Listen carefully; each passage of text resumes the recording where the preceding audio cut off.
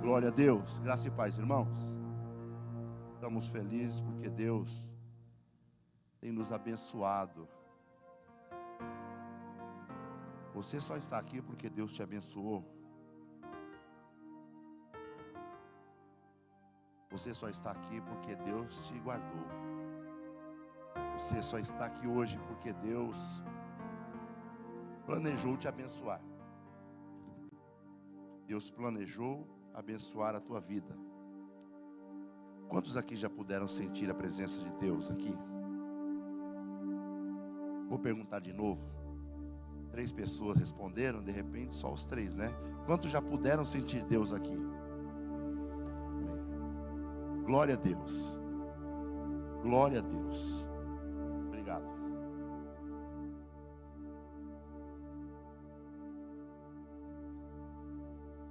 Nós, como já foi dito, temos outra leva de pessoas aí, um pouco ausentes. Todos os lugares, né? Todos os lugares.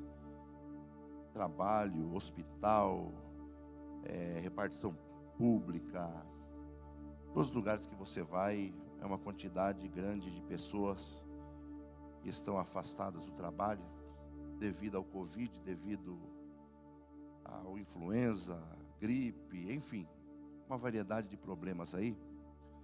Mas Deus tem nos dado graça e nos sustentado. Amém, queridos? Você está aqui, como eu falei, porque Deus te abençoou. Marcos capítulo 6, versículo 45 a seguir. Qualquer uma das traduções que vocês colocarem aí. Quantos aqui já andaram de barco? Levante a mão, por favor. Quantos já andaram de barco? Quase todos, né? Quase todos. Eu confesso que não é o meu meio de transporte preferido. Eu não gosto de andar de avião também. Tive que andar muito pregando, mas eu também não gosto.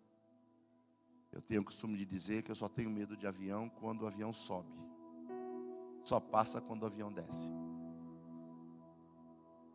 Agora barco eu tenho medo até quando fala, ó, sobe lá. Não gosto. Tem gente que gosta aqui de passeio de barco? Levante a mão, quero te conhecer. Tem uns corajosos aí. Ama, né? Ali ama, porque para levantar as 2 mãos. Tem alguém aqui que gosta? Passeio de barco? Tem maluco para tudo, né, gente? Tem maluco para tudo. Parabéns para vocês. Parabéns para vocês. A última vez, na realidade, a única vez que eu estive em Arraial do Cabo com a pastora, há 3 anos atrás, foi a nossa primeira viagem, só nós 2. 31 de casado, 3 anos, né? Foi a nossa primeira viagem, sozinho. E a gente fez um passeio de barco, gente, aqui não dava para pular dele. Porque, gente, negócio chato. Chato. Eu não vou falar porque tá ao vivo. Ouvindo uma música ruim, cantor péssimo, uma voz irritante, o tempo todo. E aquele negócio saculejando para lá e para cá. Você pensa, agora vai embora. Não, vai para outra ilha. Foi 3 horas de barco. 3 horas de barco. Já estava doendo já de ficar sentado. E aparece uns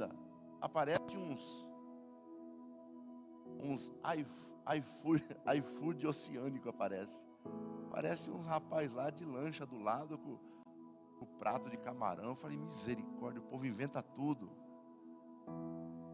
E a gente não via a hora de ir embora, né? Para nas ilhas, a Sandra não nada, e eu também nada, né? Eu falava, eu não vou deixar ela sozinha no barco, né? Mas, irmãos, para mim, é o pior passeio que tem. Nós ganhamos há 2 anos atrás um cruzeiro de um casal aqui da igreja. Ganhamos um cruzeiro, né, amor? Eles ficaram tão felizes, irmão, mas grande foi a decepção. Porque eu falei assim, irmão, eu declino. agradeço, dou um beijo na tua face, pela honra que você está me dando, pelo privilégio, que eu sei que muita gente é o sonho. Eu falei, mas para mim, agradeço, irmão. Mas não foi. Aí ele mesmo foi com a esposa. Devem ter aproveitado bastante. Eu sei que eu perdi, mas para mim não dá. Para mim não dá. E às vezes a nossa vida está assim, como uma embarcação. Às vezes a nossa vida, ela está sendo levada, ou está passando, por um mar bravio, por ondas turbulentas. Aqui ninguém pediu para nascer, mas todo mundo ficou feliz por estar aqui. Nós não podemos ser ingratos como a moça e o moço que está bravo com o pai e com a mãe e falar assim, vocês, eu não pedi para nascer. Agora se vira, cuida de mim. Nós não podemos dizer isso para Deus, porque a vida é um presente. Só que na vida nós passamos por luta. Jesus falou, no mundo tereis aflições. No mundo vocês terão lutas, enfrentarão tempestades. Diga assim, tempestades. Gente, e às vezes existem algumas tempestades na vida da gente, como ali no Mar da Galileia. O texto que eu vou ler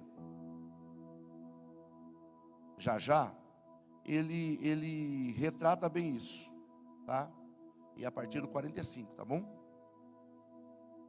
O Mar da Galileia fica numa região a 200 metros abaixo do nível do mar. E por que o Mar da Galileia fica 200 metros abaixo do nível do mar? Não é redundância. É porque o Mar da Galileia, na realidade, não é um mar. É um lago de água doce. Mas, para o pessoal daquela época, pela sua extensão, mais de 22 quilômetros, por mais de 12 de largura, para eles era um mar. Mas na realidade era água doce. E ele era rodeado de picos, de montanhas. Por ele estar num platô, abaixo do nível do mar, o vento, naturalmente, gente, num dia de sol, sem nuvens negras, sem ameaça de chuva. Aqui, você percebe, hoje à tarde eu imaginei que fosse chover agora, quase na hora do culto. Porque o tempo ficou parecido com aquele tempo quando vai chover. Lá não. Lá do nada. Lá 50 graus a pino, de repente no meio do mar, com sol, se levanta uma grande tempestade, até os dias de hoje. Por quê? Devido à altura das montanhas ao lado do Mar da Galileia, o vento sopra, entra por algumas frestas, por algumas fendas, e lá no fundo ele não encontra as mesmas fendas. Ele bate nas montanhas e volta. Quando ele volta, ele entra de baixo para cima, ele sobe.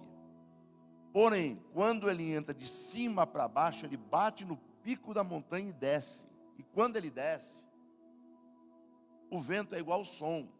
O que eu estou falando aqui agora, se eu disser aqui Deus, essa palavra nunca mais vai parar de ecoar. Você acredita nisso? Você sabia disso? O som nunca para. É por isso que existe a necessidade de acústica, tratamento acústico na igreja. Tudo que você vê aqui na igreja é tratamento acústico. Se você vier aqui no domingo de manhã, às 8 da manhã, com essa mesma regulagem de som que eles cantaram, você fica surdo, porque não vai haver ninguém na igreja. Porque o seu corpo causa um impacto no som, diminui a quantidade das ondas. Mas por onde o som passa, ele vai embora. E o som fica batendo de uma parede na outra. Por isso o pano, por isso os bancos almofadados, por isso você aí, quando a igreja está cheia, eles têm que dar mais som lá. Porém, vazia, o som não para. Nunca. Vai embora. O método que Jesus usava era justamente esse. Ele analisava a direção do vento, que sempre vem do mar, dava as costas para o mar e usava a aerodinâmica. Sem microfone, pegava para 5.000 pessoas, 8.000 pessoas. Sermão da montanha. Jesus pregou por vários dias, mais de 8 horas por dia. Eu disse 8 horas por dia. Sem microfone, sem som, sem acústica. Porque o som não para. E o vento é semelhante. Ele pode diminuir na sua direção, porém em outra direção a força dele é a mesma. É por isso que quando passa um ciclone, um twister, um tufão, em algumas ilhas, algumas regiões, em algumas regiões ele perde força, mas a região do lado direito ou esquerdo vai ser devastada. Porque ele perdeu força nessa direção, mas nas outras ele ganhou força. E o vento ali, quando ele batia de baixo para cima nas montanhas, ele subia. Mas quando ele batia de cima para baixo, ele fazia com que as ondas agora começassem a aumentar. E as ondas aumentando, com sol de 40, 50 graus, fazia com que aqueles homens temessem. De dia, agora vocês imaginem isso que eu estou dizendo, esse fenômeno, à noite. À noite, às 3, 4 da madrugada, sem lua, porque pescador que é bom sabe que a luminosidade, eu não sou esse, viu? Só busquei informação. Pescador sabe que a luminosidade atrapalha. A temperatura, a lua, tudo isso influencia numa pescaria. Então, se haviam barcos de pesca, é porque a noite era muito escura. Muito escura. E Pedro não era qualquer um, Pedro era um expert da pesca. Então, essas tempestades que eu acabei de falar, são as tempestades comuns no mar da Galileia. E na nossa vida também existe esse tipo de tempestade. A tempestade que alguém chega e fala assim para você: olha, passa no departamento pessoal. Você chega lá e a sua carta de demissão está lá para você assinar. Aí alguém pode dizer assim: meu Deus, foi o diabo que se levantou. Não, isso é coisa normal. Isso é coisa que acontece.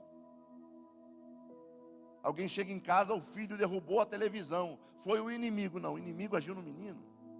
Você é crente, o inimigo agiu nele, meu Deus. Então, quem que está na casa? Jesus ou o diabo? Não, é coisa que acontece, tempestade comum. O vírus está aí. Um pegou, o outro pegou, o outro pegou. Sabe?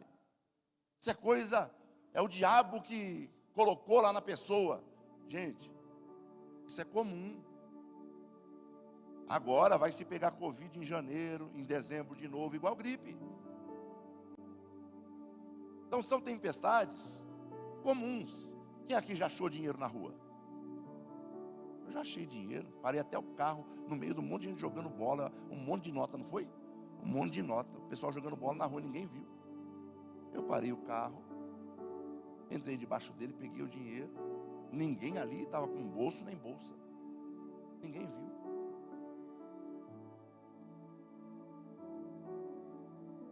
Quem aqui já perdeu dinheiro na rua?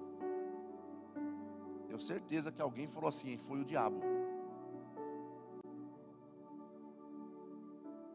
Não é verdade? Quem aqui já foi tocado? Olha só.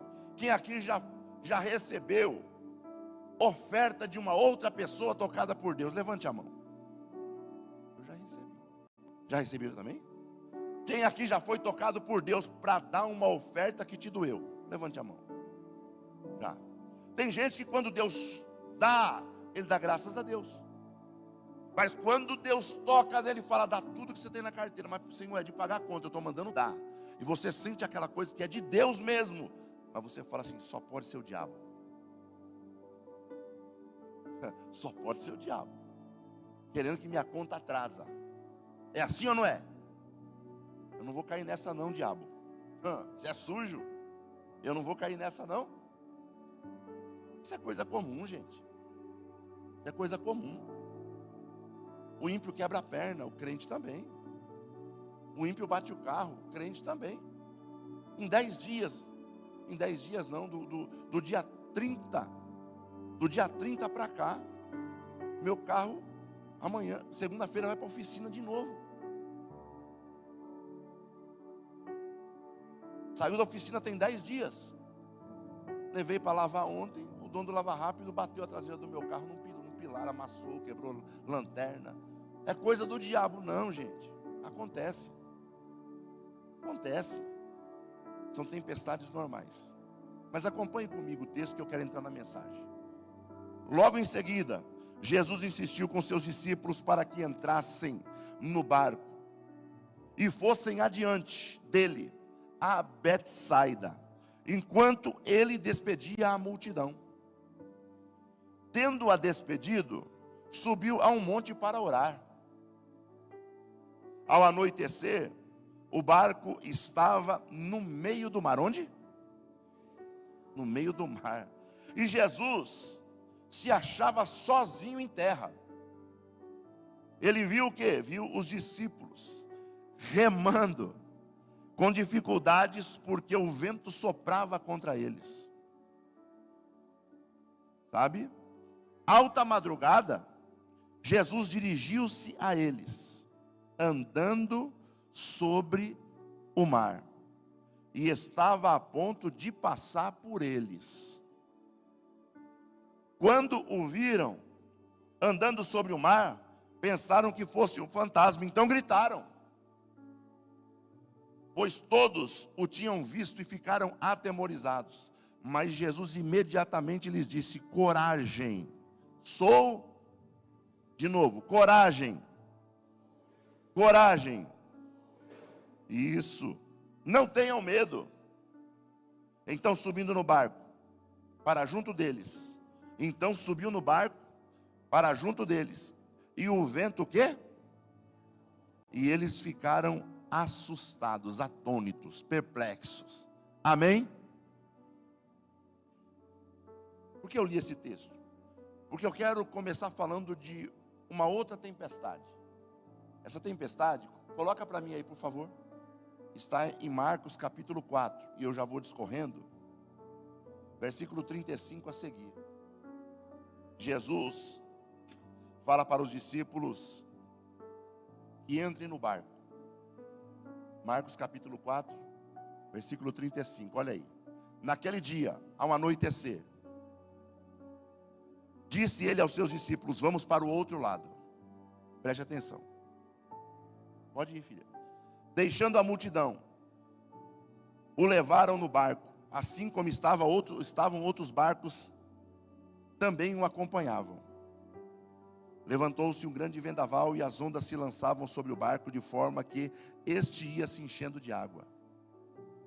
Jesus estava na popa, dormindo com a cabeça sobre um travesseiro, e os discípulos o acordaram e clamaram: mestre, não te importas que morramos?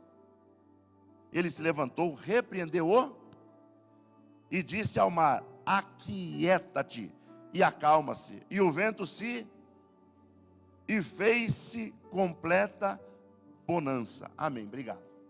Eu quero começar falando disso aqui. Eu já falei daquela tempestade que acontece com todo mundo, coisa normal. Só que essa que eu acabei de ler aconteceu no momento em que Jesus manda os discípulos subirem no barco. As duas ele mandou, mas essa ele mandou eles subirem no barco para atravessarem para o outro lado.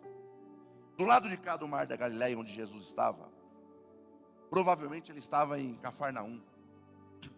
Do outro lado, esse lado aqui que Jesus está, ao lado de Cafarnaum, é uma região monoteísta.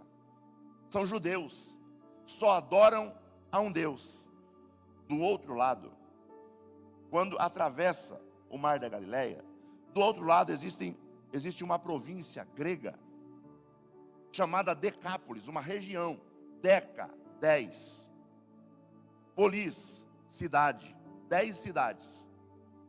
Do lado de cá, judeus, um só Deus. Do lado de lá, um povo politeísta. 10 cidades. Uma delas, que Jesus estava indo para lá. Quem quiser depois acompanhar o texto, leia. Jesus estava indo para Gadara. E Jesus estava indo para Gadara e disse para os discípulos: entrem e atravessemos para outra banda. No meio do mar, se levantou uma grande tempestade. Essa tempestade não é uma tempestade comum. Essa tempestade não é uma tempestade que vem na nossa vida para nos ensinar algo. Essa é uma tempestade espiritual. Diga assim: tempestade espiritual. Deixa eu te falar uma coisa. Jesus está indo para Gadara, e todos sabem quem está em Gadara. A Bíblia vai dizer que do outro lado existe um homem que mora no cemitério, não veste roupas, preso por algemas, e todas as algemas que colocam nele ele destrói. Ele agride pessoas. Lunático, endemoniado. O termo endemoniado significa é um ninho de demônio que está dentro dele. Dentro dele havia uma legião.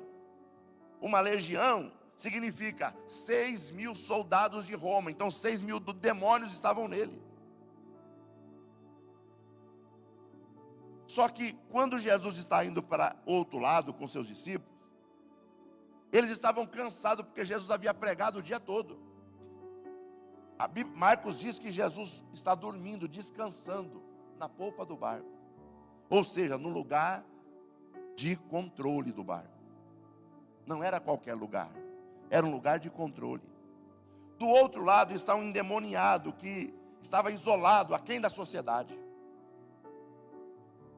E para que vocês entendam o porquê que esta tempestade não é comum e é espiritual, em Decápolis, nessas 10 cidades, eles adoravam uma divindade. Eles adoravam o quê? Uma divindade, um demônio. Esse demônio, se você procurar hoje na Wikipédia, ou Wikipedia, como você preferir, você vai colocar o nome lá, Passuso. Passuso é o demônio adorado em Decápolis. Esse demônio tinha o corpo de um morcego com cabeça de homem e asas grandes. Todas as vezes que se levantava um vendaval naquele lado do mar, eles logo começavam a cultuar Pazuzu, porque eles achavam que Pazuzu está em cima do mar, batendo suas asas, fazendo as ondas crescerem. E podem acreditar, nessa tempestade era isso que estava acontecendo. Porque Pazuzu, o demônio, sabia que Jesus estava indo ao encontro do homem na cidade de Gadara. Essa era uma tempestade espiritual. Para você que é estudante da Bíblia, que é pesquisador, tá? Você que gosta de aprender, pegue esse texto aqui de Marcos, o texto de Mateus, que fala esse mesmo versículo. Uma grande tempestade se levantou. Você vai ver que o termo original está ali, é aimoléu. Tempestade, aimoléu. E na língua grega, aimoléu se refere a uma tempestade causada por demônios. Eu não estou falando o que eu estou pensando, eu estou falando o que o termo bíblico diz. Você que gosta de pesquisar, pega esse texto em Marcos. Quando estiver escrito uma grande tempestade, está escrito aimoléu. Procure saber o que significa aimoléu.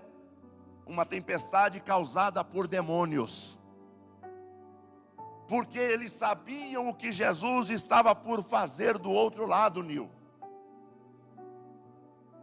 Essa é uma tempestade espiritual. Passuso, que era a divindade, o demônio daquelas regiões, cria uma tempestade para assustar os meninos, para assustar os discípulos, para assustar os alunos de Jesus. Só que ele não se atentou para a presença de alguém que estava no barco também. Às vezes, acontecem coisas com você na sua casa que são comuns. Quebra de eletrodoméstico, esquecer de pagar uma conta e de repente vinha a cobrança, um juro alto, tanta coisa. E você fala assim: é o diabo. Não, pelo amor de Deus. Se o diabo está agindo lá, alguma coisa está errada, porque lá quem tem que agir é Deus. Entenderam? É o diabo que fez isso na minha casa. Não. O diabo não habita mais lá. O seu lar agora, ele é um lar onde Jesus habita também. E onde Jesus habita, Satanás não passa nem perto. Não passa nem perto. Mas essa tempestade, a Imoléu, uma tempestade causada por demônios, ela também nos atinge. Existem coisas que você não consegue evitar. Está tudo bem em casa, de repente o marido entendeu algo errado e já dá me permita a expressão, um coice. Às vezes a esposa entendeu algo errado, né? E já revida. Às vezes por um descuido nosso, nós damos uma resposta fora no tom e não percebemos que, embora não haja demônio dentro de casa, ele está ao nosso derredor, batendo suas asas para tentar fazer as ondas aumentarem de tamanho, potencializando tudo o que acontece à nossa volta. Às vezes no trânsito você está indo bem, de repente Passuso bate a asa, não é verdade? Bate a asa e você fala: meu Deus, da onde veio isso? É daí que veio, para as ondas aumentarem. Porque o mar da Galileia, águas tranquilas, pastor Guevara, a Bíblia e a história diz, a geografia diz que as ondas chegavam a 2 metros de altura. O interessante, gente, glória a Deus, é que Jesus, Marcos diz que ele estava dormindo na polpa do barco. Glória a Deus, dormindo na polpa do barco. Fala para mim, gente, é possível uma coisa dessa? Você consegue dormir num barco com o mar um pouquinho já alvoroçado? Você consegue dormir? Será que você conseguiria dormir ou ficar pelo menos assentado num barco sem se segurar, com ondas de 2 metros de altura? Então por que Marcos escreve que Jesus estava dormindo?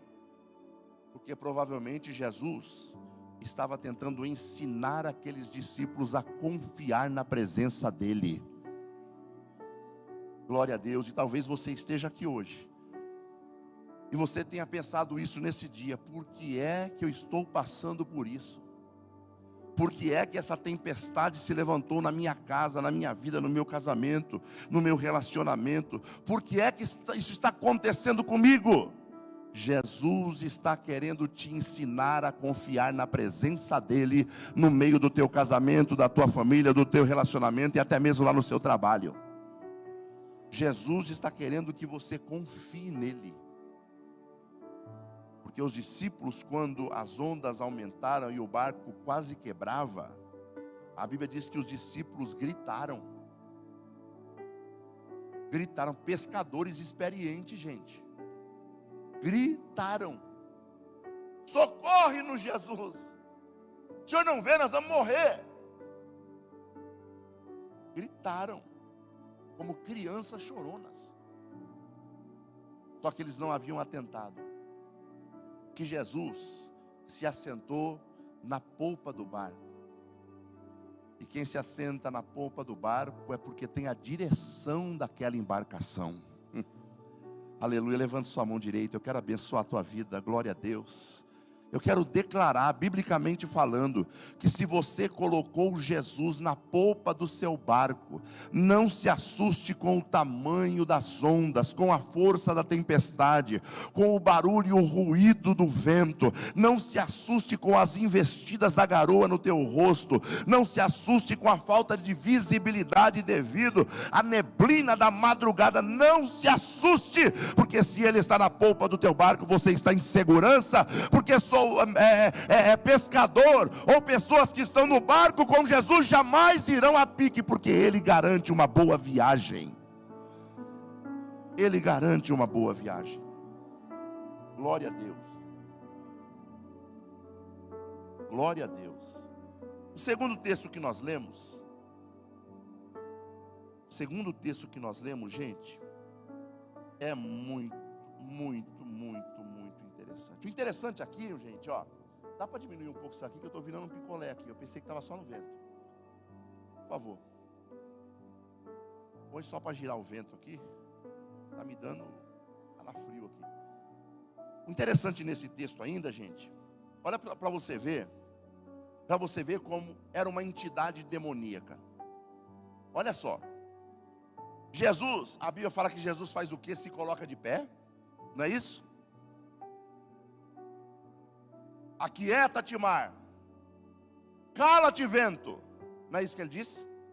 E houve bonança instantaneamente. Agora escute. Quando Jesus chega em Gadara, Jesus não foi atrás do homem. Não. Jesus não procurou onde esse homem estava. Qual era o cemitério? Camilópolis, Curuçá? Jesus não foi procurar esse homem. O texto vai dizer que quando Jesus sai do barco e pisa na praia, em Gadara, esse homem já vem diante de Jesus, se prostra aos pés dele e pede para que não mande ele para o abismo. Sabe por quê? Porque ele já estava rendido quando Jesus, no meio do mar da Galileia, repreendeu a força do demônio que estava causando aquelas ondas. Aleluia. Sabe o que eu quero declarar na tua vida? É que existem situações que estão te preocupando, deixando você angustiado e angustiada, que você não vai precisar colocar a mão.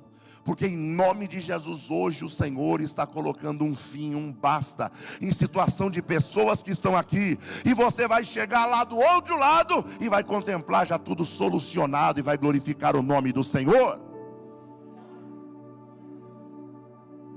É isso aí. Jesus não precisou. Ele se humilhou diante do Senhor. O que queres comigo, ó Filho de Deus? Olha o que ele disse. Agora, o segundo texto que eu quero falar, que foi o primeiro que eu li, tá? Já não é uma tempestade espiritual. Ela é uma tempestade divina.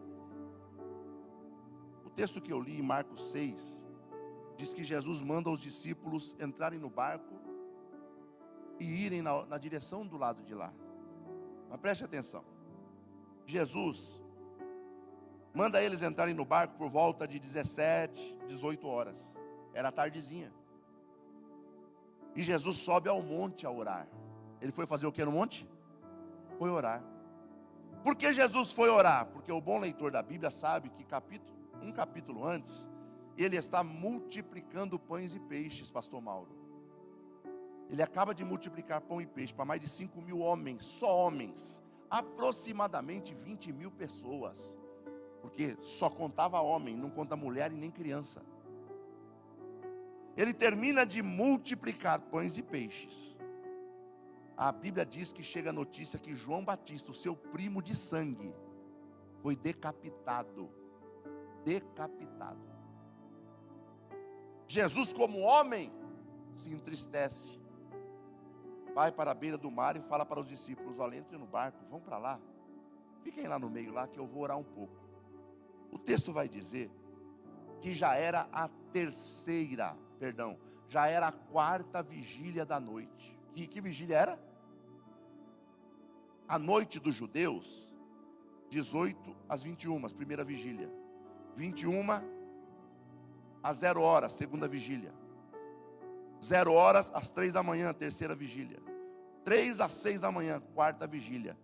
Jesus termina de orar, gente, entre 3 e 6 da manhã, desde o outro dia anterior. Neste horário que Jesus termina de orar, lá no meio do mar, eles estão enfrentando também uma tempestade tremenda.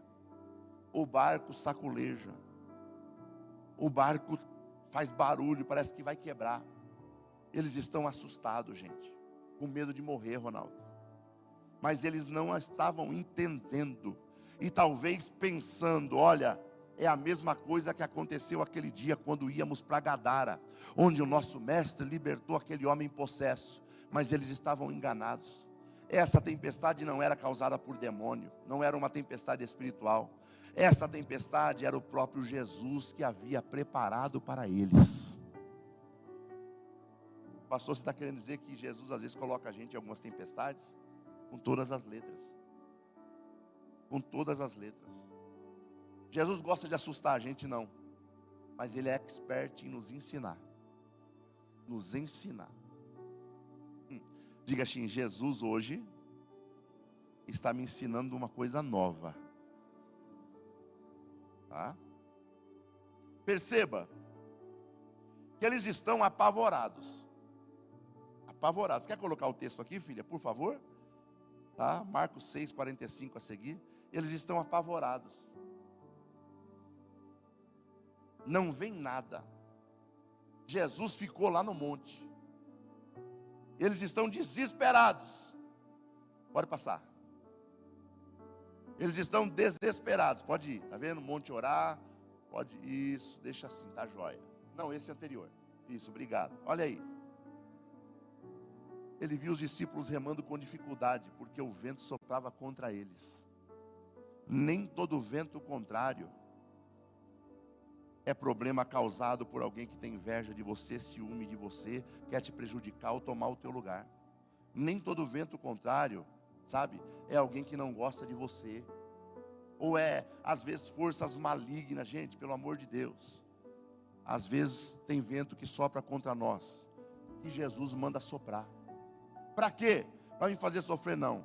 Para fazer você crescer. Para te ensinar. Olha aí. Alta madrugada. Os outros textos dizem na quarta vigília. Jesus dirigiu-se a ele. Jesus desce do monte. Meio do mar da Galileia. Tá bom? Meio. Então, ou ele andou 11 quilômetros, ou ele andou 6. Sabe? Então vai lá. O barco está lá. De repente eles estão desesperados, não vê nada. E de repente eles olham e vê alguém andando sobre o mar. Gente, eu não estou falando de uma piscina, aonde a água não tem nem marola. Eu estou falando de um mar aonde o barco estava quase virando. Ondas de 2 metros de altura. E Jesus vem andando, pastores, sobre as águas. Onda soprando, vento soprando, onda balançando, neblina, vento, assovio do vento, e Jesus vem andando sobre as águas. Oh, aleluias. Jesus vem andando. Olha aí. E estava a ponto de passar deles. Perceba isso. Eles apavorados, o barco vai virar. Jesus está a ponto de passar deles. Jesus não viu eles, é claro que Jesus viu, mas Jesus queria provar a fé deles. Às vezes você pensa que Jesus passou para me abençoar e esqueceu de você. Não é não. Ele está esperando apenas você dizer: Jesus, eu acredito, sobe no meu barco. Foi isso que aconteceu.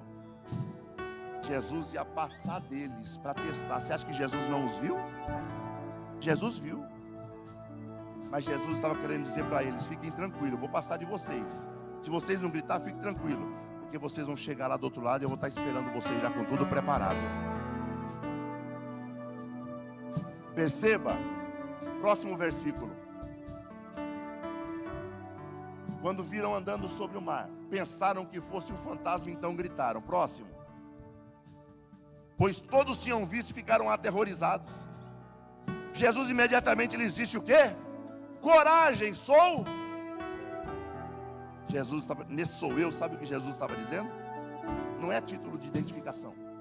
Calma, sou eu, Jesus, o mestre de vocês, não.